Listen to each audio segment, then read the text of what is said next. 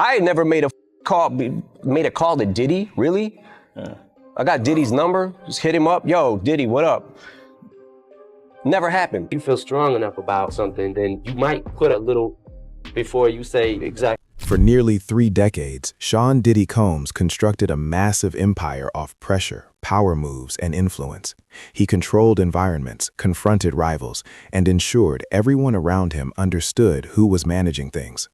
Artists demonstrated respect, performed their roles, and treated the bad boy brand like it was invincible. But there was one rapper he never targeted. One artist who spent decades calling him out by name, launching shots and verses, and hinting at industry secrets. And somehow, Diddy never responded. Not once. That rapper was Eminem. And there's a genuine reason Diddy stayed silent. Most individuals thought M was just trolling or being provocative, but in reality, he was indicating why Diddy couldn't move against him. This wasn't about sales, charts, or money. This went way deeper than rap. It came down to real backing, real protection, and a level of respect you can't purchase. From the circles M was linked to refusing to play industry politics, to standing firm during some of the most intense eras in hip-hop, Eminem operated differently. Add 50 Cent's loyalty into the mix, and the picture starts to make sense. Every diss, every slick line, every eerie reference wasn't random. M was making one thing clear: he wasn't someone to challenge. That's the genuine reason Diddy never came at Eminem, and once you comprehend it, everything you thought you knew about both of them starts to flip. Before we break it all down, you need to comprehend what truly made Marshall Mathers different from everyone else in the game. This was never about charts or Grammy trophies. This was about something the industry almost never says out loud: real backing, the kind you can't purchase, fake, or clean up with PR. Most artists who challenge a mogul like Diddy end up feeling it fast. Careers slow down, radio support dries up, and opportunities vanish. But Eminem was different. He had something money and influence couldn't touch, something the industry machine couldn't just shut off. Support from individuals who didn't care about Billboard rankings or red carpets. That's where the real tension started. Eminem had connections to highly respected circles on the West Coast, including members of the Samoan community, most notably the Booyah tribe. These weren't industry insiders. These were individuals known for loyalty, structure, and respect earned outside the music business. When Eminem's manager Paul Rosenberg connected with Monster Cody from the regime, it wasn't about a deal or publicity.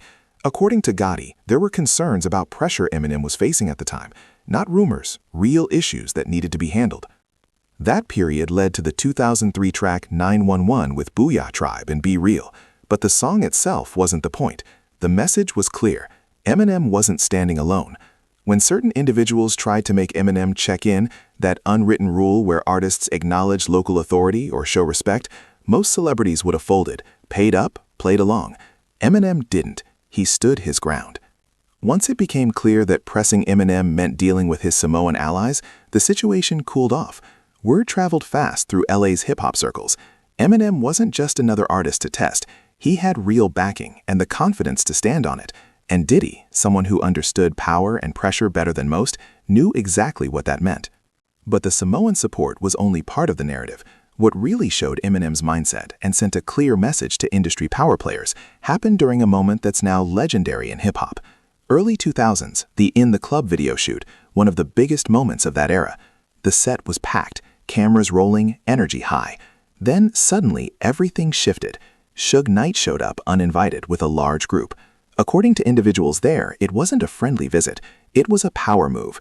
Suge's reputation alone was enough to make... He had some Mexican niggas. Now, we from New York. You ain't never seen a nigga with a tattoo on his forehead. 118th Street crew. I'm like, what the f***? This is when I knew Eminem was real. He's like, I don't give a f***, man.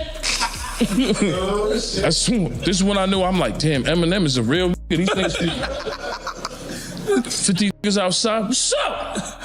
And then Suge just woke. Make rooms go quiet. Tony Yaya later explained how tense it got. Even the Game confirmed it on Vlad TV. This wasn't casual. It was Suge expecting everyone to step aside. Security froze. Industry executives didn't want problems. Most individuals backed off, but Eminem didn't.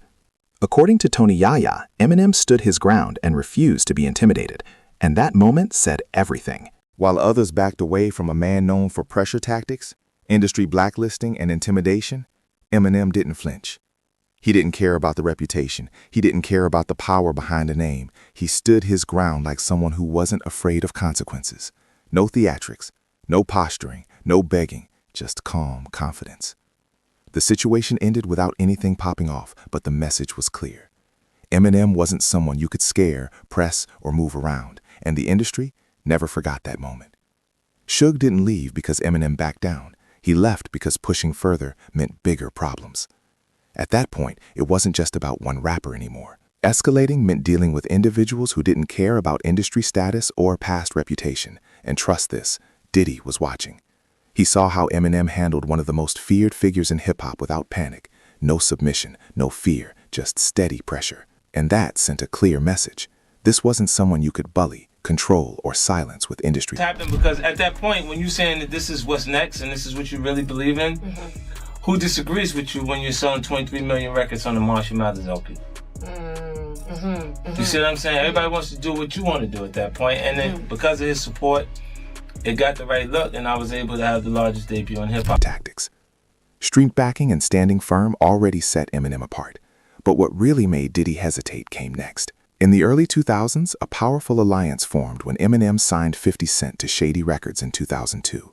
This wasn't just business. It was the pairing of two forces that balanced each other perfectly. Eminem's fearlessness with 50 Cent's real-world credibility. Together, they became something the industry couldn't intimidate. 50 Cent wasn't an industry plant or a lucky breakout. He came into the game with a genuine reputation, having survived serious attempts on his life and still coming back stronger. He had deep roots in New York and a name built on never backing down. When he linked up with Eminem, the industry paid attention fast. The message was simple. This wasn't a duo to test. What made the alliance especially serious for someone like Diddy wasn't just influence, it was loyalty. This wasn't a mentor situation you could disrupt with money or pressure. 50 respected Eminem as a person, not just an artist. That kind of loyalty can't be bought, and everyone at the top knew it. The respect went both ways. Over the years, 50 made it clear he was always ready to stand up for Eminem. Anyone coming at M wasn't dealing with one person, they were dealing with both. From public commentary to constant pressure, 50's presence worked like a shield around Eminem. From Diddy's perspective, going after Eminem would have meant instant conflict with both Eminem and 50 Cent at the same time. And that's not a simple rap back and forth. That's a collision with two of the most fearless and well-connected figures in hip-hop. They weren't just connected through music, they were backed by real credibility and unbreakable loyalty to each other. Got a beautiful wife, kids, and a gorgeous home. What would make me jump in the tub with a cordless phone? I'm straight vicious, I hit you with plates and dishes, leave you with 8 stitches. When I'm gay cause I hate don't be nice to me, I've had it with girls, and I'll still be mad at the world, even if it apologized to me. He built influence using divide and pressure tactics, isolating individuals, cutting off support, and letting industry weight do the work. Eminem and 50 were the opposite, a solid front, no cracks, no price tag. That's what made the situation risky for Diddy. You couldn't buy them off, you couldn't scare them, and you definitely couldn't split them apart. With protection locked in and alliances firm, Eminem started doing what very few rappers dared to do consistently, calling Diddy out directly, again and again, louder over time. These weren't random jabs or throwaway lines. They were calculated, strategic. Each one hinted at what Eminem seemed to know about how things moved behind the scenes. The pattern started early. Back in 1996, on a track called Effin' Crazy, a young Eminem was already taking aim at the bad boy empire, suggesting he could step into Puff's space and shake things up. At the time, most individuals brushed it off as battle rap energy. But looking back, that verse doesn't feel random at all. It looks more like the opening shot of a quiet, long-running rivalry. Once Eminem hit full mainstream status, the shots stopped being subtle. They got direct. On the Marshall Mathers LP, he openly dismissed Diddy. No coded bars, no hiding it. Then, on I'm Back, Eminem pushed it even further. He referenced Diddy's very public relationship with Jennifer Lopez, basically implying he could take her if he wanted and that Diddy would just have to deal with it. That wasn't just shock value, that was a deliberate provocation. What made these shots different from normal rap beef was the consistency. Most artists fire once, feel the heat, then fall back when the pressure shows up. Eminem did the opposite. Album after album, year after year, he kept Diddy's name in rotation, and Diddy never really responded. Stop and think about that. In hip-hop, getting called out by name usually brings a reaction, especially when it's someone on Eminem's level.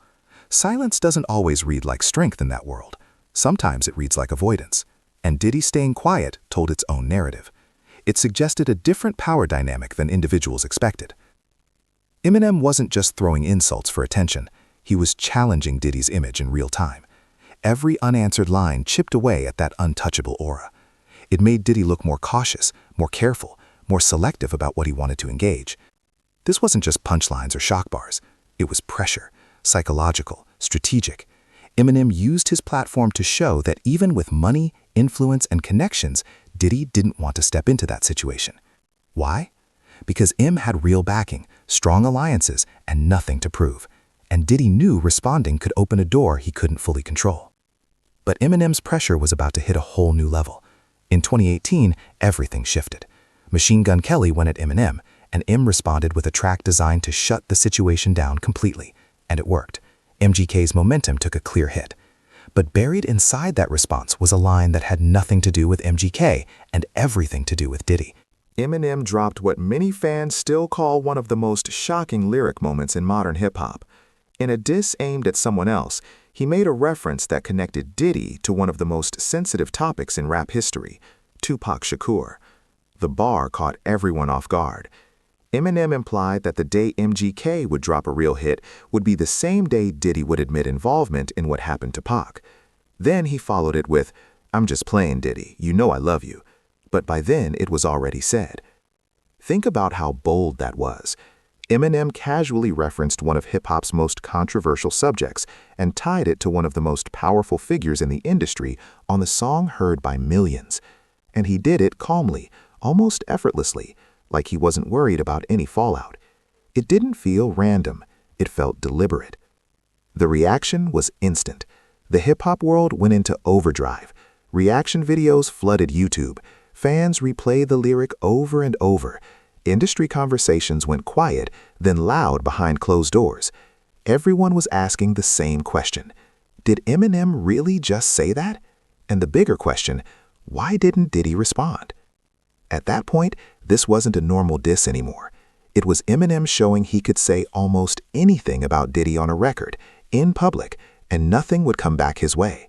No response track, no legal noise, no industry pushback, just silence. And that silence said more than any reply ever could. That's when it started clicking for individuals. This wasn't just strategy or quiet restraint. Diddy didn't want to engage.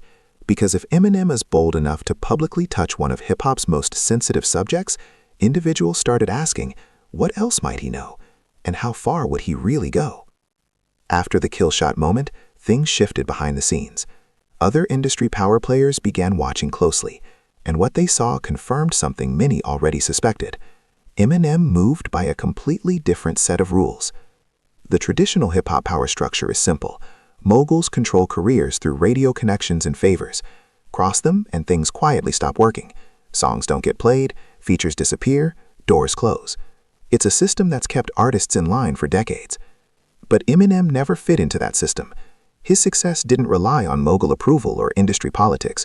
He built everything off raw skill, a loyal fan base, and independence most artists never reach. So when Eminem went at Diddy, nothing happened. No fallout, no punishment, because there couldn't be. The usual tools, blacklisting, radio pressure, quiet behind-the-scenes moves, didn't work on someone who never needed them in the first place. And that created a serious problem for Diddy. For the first time, he was dealing with someone he couldn't control, couldn't silence, and couldn't pressure using the traditional playbook. Eminem had the one thing moguls fear more than anything else: total creative freedom, financial independence. Once that kind of power is exposed, intimidation stops working. Behind the scenes, industry insiders started whispering. A figure known for controlling narratives and shutting down opposition was being openly challenged by someone who looked completely untouchable. And every day Diddy stayed silent only made it worse. The longer it went on, the weaker that image looked. The shift was obvious to anyone paying attention. Eminem wasn't dissing for shock value. He was proving the old rules didn't apply to him. And that realization sent a message through the industry. The game had changed. Some players were no longer under mogul control. But the moment that truly gave weight to Eminem's long-running hints came in November 2023. That's when things he'd been alluding to for years suddenly moved into the public spotlight. Cassie Ventura filed a lawsuit against Sean Combs, accusing him of serious misconduct, long-term abuse, and using control tactics within their relationship.